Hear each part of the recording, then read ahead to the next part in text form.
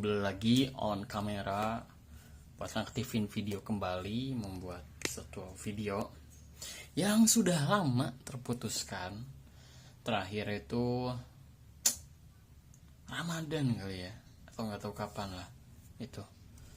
Pokoknya udah cukup lama dan ya ternyata sulit guys, konsisten itu sulit sekali untuk konsisten di satu hal. Komitmen di satu hal itu sangat sulit sekali ya, sangat sulit sekali, karena mungkin banyak sekali ya opsi yang harus dikonsistenkan itu, karena ya banyak kan, kegiatan tuh banyak dan kita harus komit nih dalam nambah lagi kegiatan kita satu hal lagi untuk konsisten selalu. Dan memang sulit sekali. Tapi ya kita nggak boleh nyerah, kita harus terus berusaha, kita harus terus mencoba kembali, mencoba lagi, dan terus mencoba lagi. Yang penting ada tujuan dan ada niat yang bersih, yang tulus, dan untuk kebaikan, minimal untuk diri kita sendiri, lebihnya untuk orang lain gitu. Untuk orang lain maksudnya untuk apa? Untuk ya semoga ya bisa bermanfaat, entah itu ceritanya, obrolannya, informasinya, ataupun setidaknya bisa memotivasi gitu. Well, terserah lah gitu. Oke. Dan ya apa yang bisa gue obrolin? Benar guys, benar. Apa yang bisa gue obrolin sebenarnya?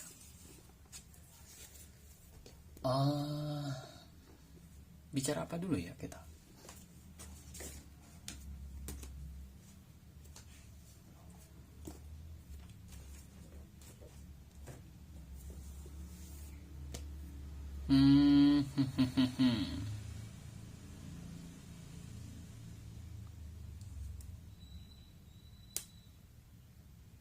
Oke, gini.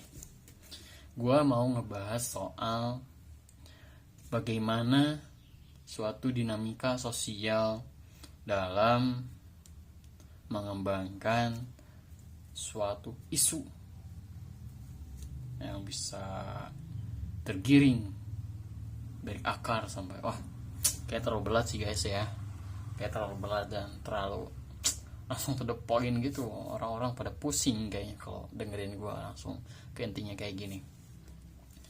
Iya kan, ya kan kalian pengen yang kasual kan, yang sederhana, yang mudah dicerna, yang gampang lah untuk dipikirkan, gak harus mikir yang ribet-ribet kayak gitu.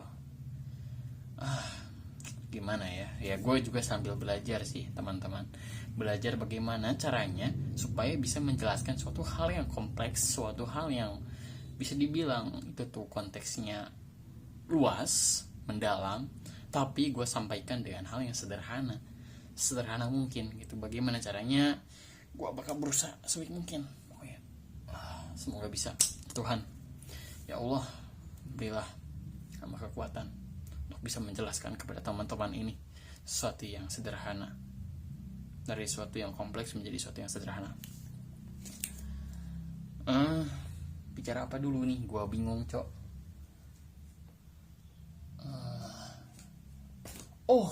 Gini, kompetisi.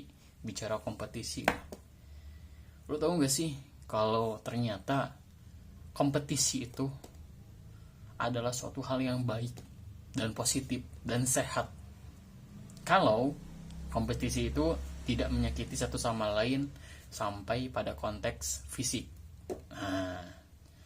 dan pada konteks dengan intensitas yang cukup gitu.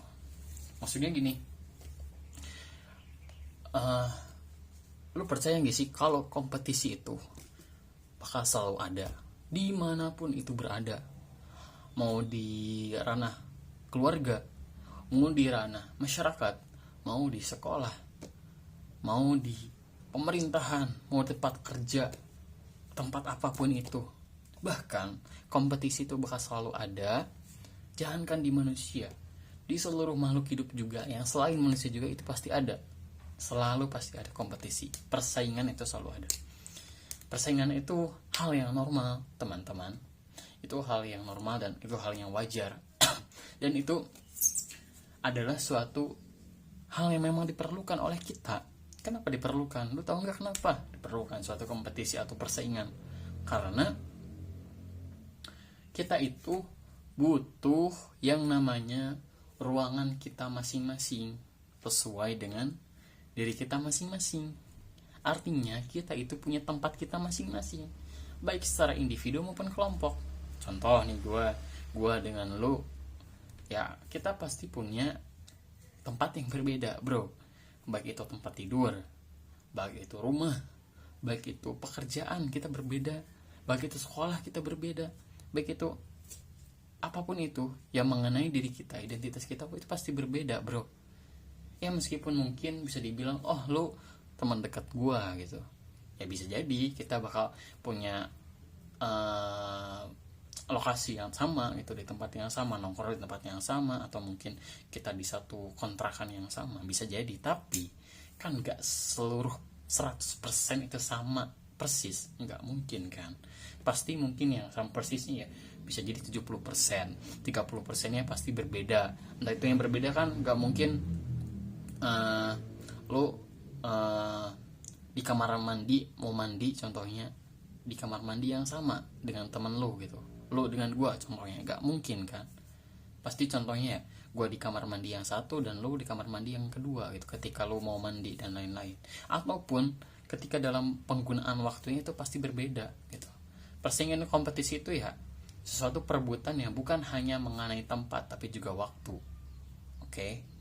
Ya kalau di tempat yang sama ya bisa jadi kan di waktu yang berbeda, atau di waktu yang berbeda bisa juga dengan di lokasi yang beda, ya kan. Maksudnya gini, yang gue pelajari selama kuliah di konservasi itu, di Fakultas Kehutanan, itu ada yang namanya dalam konteks populasi satwa gitu, ada yang namanya itu habitat dan relung. Habitat itu adalah tempat tinggal hidup suatu satwa, itu namanya habitat. Tapi kalau relung itu lebih spesifik daripada habitat, guys. Itu lebih spesifik. Dia itu merupakan bagian yang kecil daripada habitat. Lebih kecil lagi daripada habitat. Contoh, habitat burung itu di pohon, ya kan? Tapi kalau relungnya itu pasti berbeda. Satu individu burung dengan individu yang lain pasti berbeda, atau satu jenis individu dengan jenis yang lain itu pasti berbeda. Contoh, kalau burung gereja contohnya, dia memanfaatkan makanan yang ada di pohon itu di bagian tengah pohon. Nah, ada juga jenis yang lain, yaitu contohnya burung kakatua. Ini contoh ya, dia memanfaatkan dari pohon itu makanannya gitu ya, dia di bagian atas tapi di sumber daya yang sama gitu, di pohon yang sama. Artinya